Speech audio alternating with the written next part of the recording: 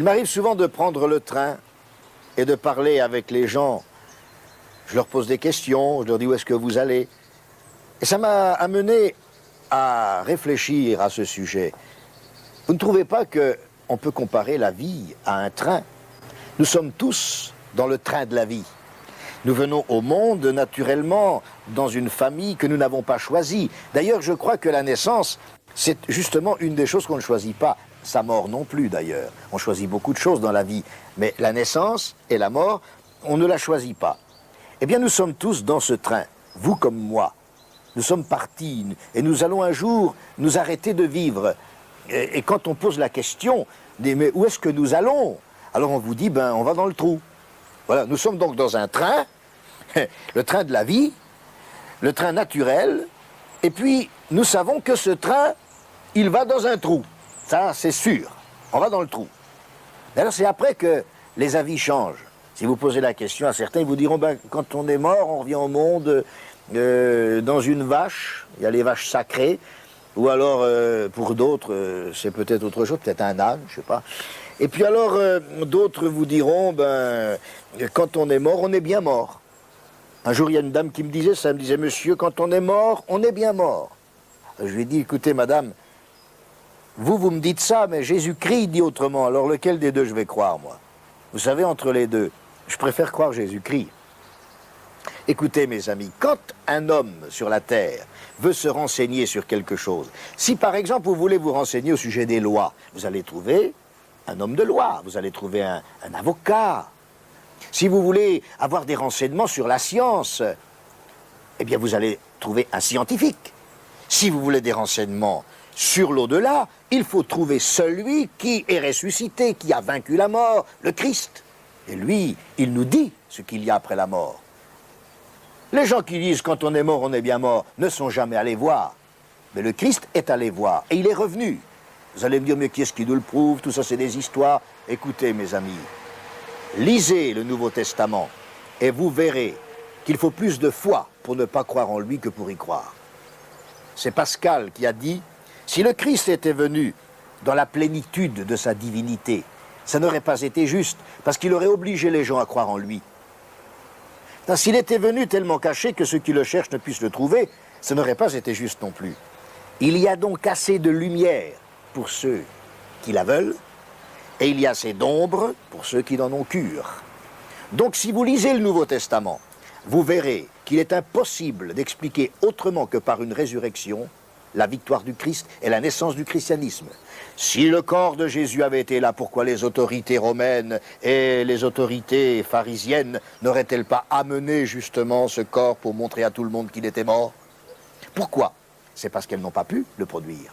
Vous allez peut-être me dire que c'est les disciples qui ont pris le corps. Il aurait fallu qu'ils risquent leur vie pour un mensonge. Et qu'ensuite, non seulement ils risquent leur vie, mais qu'ils donnent leur vie pour un mensonge. Non, c'est impossible. Le Christ avait dit avant de mourir qu'il mourrait et qu'il ressusciterait. La preuve ne vient pas de ses amis, mais de ses ennemis qui ont mis une garde devant son tombeau. En disant, nous nous souvenons que cet imposteur a dit, alors qu'il vivait encore, qu'il ressusciterait le 3e jour.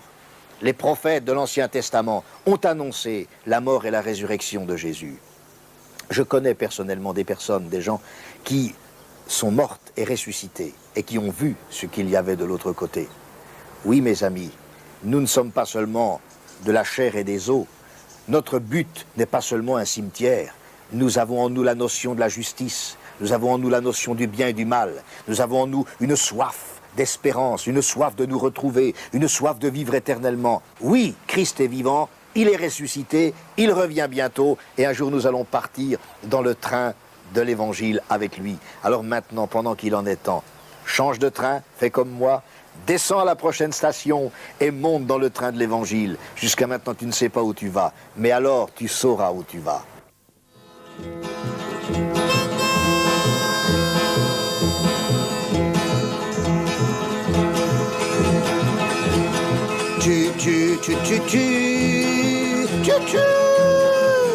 J'étais dans le train.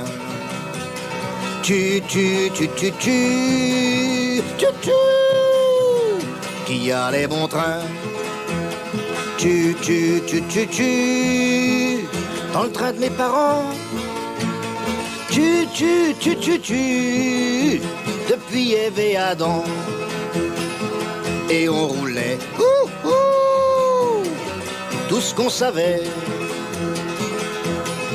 Et ça filait, sans savoir, sans savoir, sans savoir où ce qu'on allait.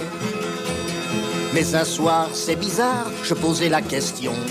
Chers parents, je voudrais savoir, mais où allons-nous donc?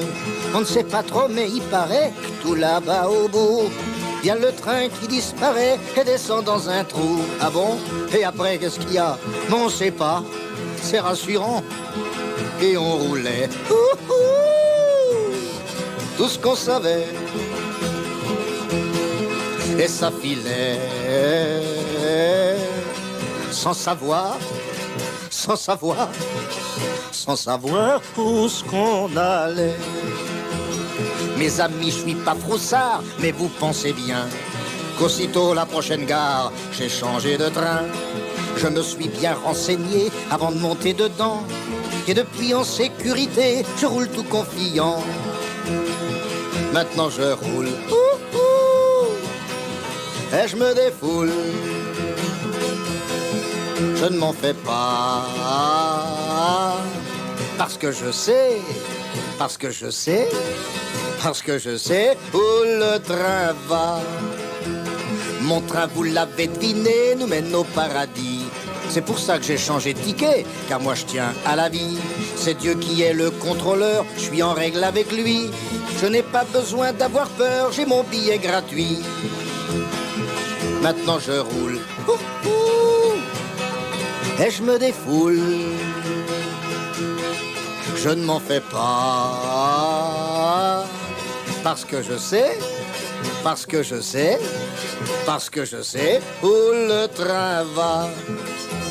Vous avez beau être sincère dans le mauvais train, il vous arrivera des misères, ça c'est bien certain. Vous pouvez venir avec moi et à la prochaine gare, changez de ticket, n'hésitez pas, n'allez pas dans le trou noir. Et vous roulerez avec moi en sécurité par la croix, avec le billet gratuit. Celui qui mène, c'est qui mène? Celui qui mène, C'est qui va? comment, mais vous savez pas où il va? Non. Mais au paradis. Celui qui mène au paradis. Attendez-moi. Attendez-moi.